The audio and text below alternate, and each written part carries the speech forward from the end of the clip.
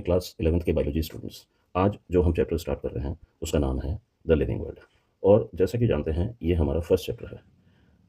हमको in depth study करनी है जिससे कि हम बेसिक कॉन्सेप्ट्स को समझ सकें। तो सबसे पहले हम ये जानने की कोशिश करते हैं कि लिविंग ऑर्गेनिजम्स कौन कौन से होते हैं।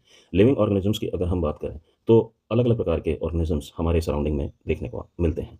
पहला अगर हम कैटेगरी की बात करें तो यूनिसेलुलर ऑर्गेनिजम्स होते हैं जो कि सिंपल एक सिंगल सेल से बने होते हैं। इसके अलावा अगर हम बात करें तो मल्टी सेलुलर ऑर्गेनिजम्स होते हैं। ये जो मल्टी सेलुलर ऑर्गेनिजम्स होते हैं ये क्या ऐसा काम डिफरेंट करते हैं या यूनिसेलुलर जो है वो किस तरीके का काम डिफरेंटली करते हैं। क्या सारे सिस्टम्स जो मल्टी सेलुलर में होते हैं क्या सारे सिस्टम्स वो यूनिसेलुलर ऑर्गेनिजम्स भी के अंदर भी पाए जाते हैं। तो बेसिकली इनकी कैरेक्टरिस्टिक्स क्या क्या है। इन जनरल कैरेक्टरिस्टिक्स की बात करें तो रेस्पिरेशन जो है वो सभी लिविंग ऑर्गेनिजम्स करते हैं। सभी लिविंग ऑर्गेनिजम्स ग्रो भी करते हैं। सभी लिविंग ऑर्गेनिजम्स रिप्रोड्यूस भी करते हैं। लेकिन क्या ये सारी चीज़ें बेसिक चीज़ें क्या सबके लिए सही है, नॉन लिविंग के लिए भी सही है और लिविंग के लिए भी सही है। तो कैरेक्टरिस्टिक्स ऐसे होने चाहिए जो कि सिर्फ लिविंग ऑर्गेनिज्म के पास हो, नॉन लिविंग के पास नहीं हो। तो उस कैरेक्टरिस्टिक्स की अगर हम बात करें तो वो है सेल्फ कॉन्शियसनेस और दूसरा है मेटाबॉलिज्म। अगर और आगे डेप्थ के अंदर देखें तो ये एनवायरनमेंट को जो है वो रिस्पॉन्ड कर सकते हैं। कोई भी लिविंग ऑर्गेनिजम्स हो, एक्सटर्नल जो वातावरण है, एनवायरनमेंट है, उसको रिस्पॉन्ड कर सकते हैं। ये अपने जैसे सेल्स को बना सकते हैं यानी और अपनी बॉडी को रेगुलेट कर सकते हैं। तो ये सारे कैरेक्टरिस्टिक्स किसी भी लिविंग ऑर्गेनिजम्स में होने चाहिए। लेकिन अगर जो बेसिक डिफरेंस की बात करें लिविंग और नॉन लिविंग के अंदर तो वो क्या है कि एक तो सेल्फ कॉन्शियसनेस जो है उनके अंदर होनी चाहिए। दूसरा जो है वो सेल्फ रेगुलेट कर सकें यानी मेटाबॉलिक जो प्रोसेस है, मेटाबॉलिज्म जो है वो एक इंपॉर्टेंट कैरेक्टरिस्टिक है किसी भी लिविंग की। इसके अलावा रिस्पॉन्स कर सकते हैं एक्सटर्नल स्टिमुलस पे या सेल्फ रेप्लिकेट कर सकते हैं। तो ये बेसिक कैरेक्टरिस्टिक्स हो गई किसी भी लिविंग ऑर्गेनिजम्स की।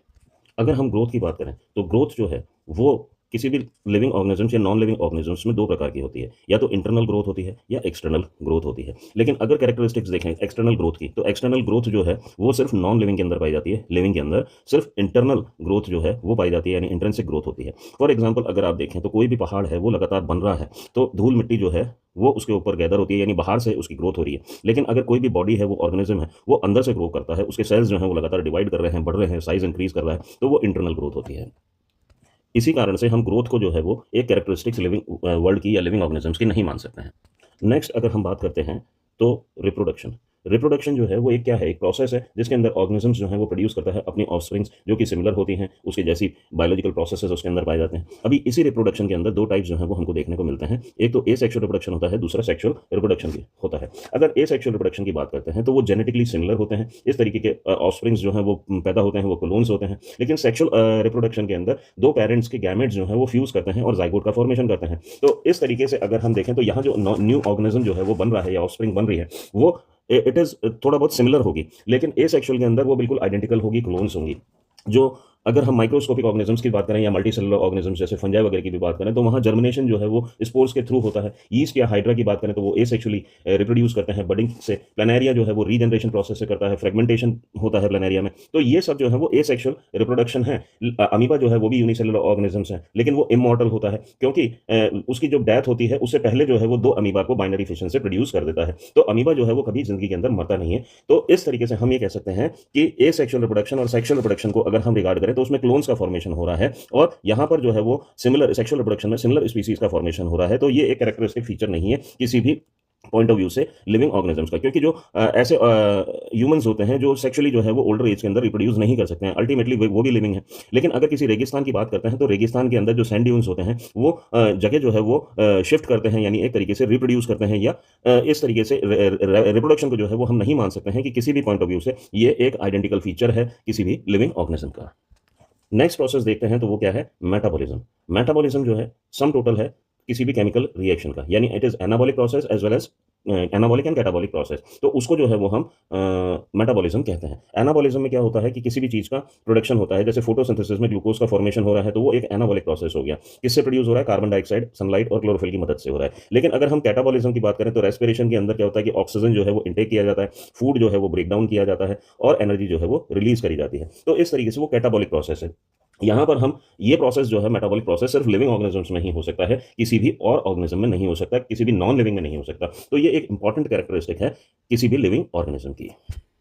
यहाँ पर मैं ऐड करना चाहूँगा रिएक्शंस जो हैं वो 2 प्रकार के हो सकते हैं, इन विट्रो रिएक्शंस हो सकते हैं। इसके अंदर क्या होता है कि कोई भी रिएक्शन अगर बॉडी के बाहर हो रहा है, तो वो जो कैरेक्टरिस्टिक होता है वो इन विट्रो रिएक्शंस का होता है और नॉन लिविंग के अंदर ये रिएक्शंस जो हैं वो बाहर की तरफ होते हैं। यानी जो सनलाइट है वो इंटरैक्ट करती है किसी भी सैंड के साथ और वो स्टोन का फॉर्मेशन हो रहा है वाटर और हीट और प्रेशर इनकी वजह से, तो वहाँ पर जो है वो ग्रोथ हो रही है या कोई भी रिएक्शन हो रहा है। लेकिन इन विवो रिएक्शंस वो होते हैं जहाँ जो कि लिविंग ऑर्गेनिजम्स के अंदर ही पाए जाते हैं।